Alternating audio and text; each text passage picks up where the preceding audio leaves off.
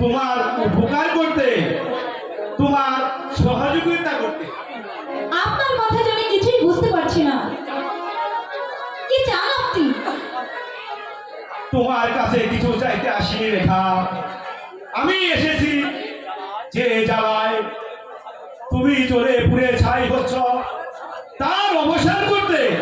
তার অর্থ দুটি চলার পথের কাটা, সেই মর্জিনাকে দূরে সরাতে চাও, আমি সেই ব্যবস্থা করে দিতে পারি। আমি জানি তোমার পথের কাটা। ভাই, আপনি কি পারবেন আমার সেই পথের কাটাকে দূর করে দিতে? পারবো না মানে? তুমি জানো না রেখা, মর্জিনা আমাকে কতবার কথা দিয়েছে, সে যখন কাদরকে পেয়েছে সে এখন আমার সাথে কথাই বলে না। তুমি যদি বলো আমি মর্জিনাকে নিয়ে এই রাজ্য ছেড়ে চলে যাব। ভাই, যদি তাই হয় তাহলে আমি আপনার দুটি পায়ে ধরে বলছি, আমার এই কাজটুকু আপনি করে দিন।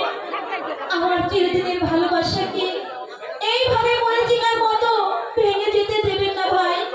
বলুন, আপনি আমার এই উপকারটুকু করবেন? বলুন ভাই, বলুন। বন্ধু, তোমার এত বড় স্পর্ধা আমার অজান্তেই একজন লোকপদের সাথে। চুপ করো বন্ধু, তুমি চুপ করো। ওই কথা আর বলো না বন্ধু। ছি, ছি, ছি, ছি, ছি। আমি ভাবতেও পারিনি তোমার মন এত ছোট, এত নিচ। বন্ধু, তুমি বিশ্বাস করো বন্ধু। আজ আমি বুঝতে পেরেছি তোমাকে বিশ্বাস করে কত বড় ভুল আমি করেছি। না বন্ধু, সেই জন্য তো বন্ধু তোমাকে আমি এসেছি। তুমি তুমি এদের দৃশ্যটা নিজ চোখে দেখে নাও বন্ধু। নষ্ট মেয়ে কোথাকার।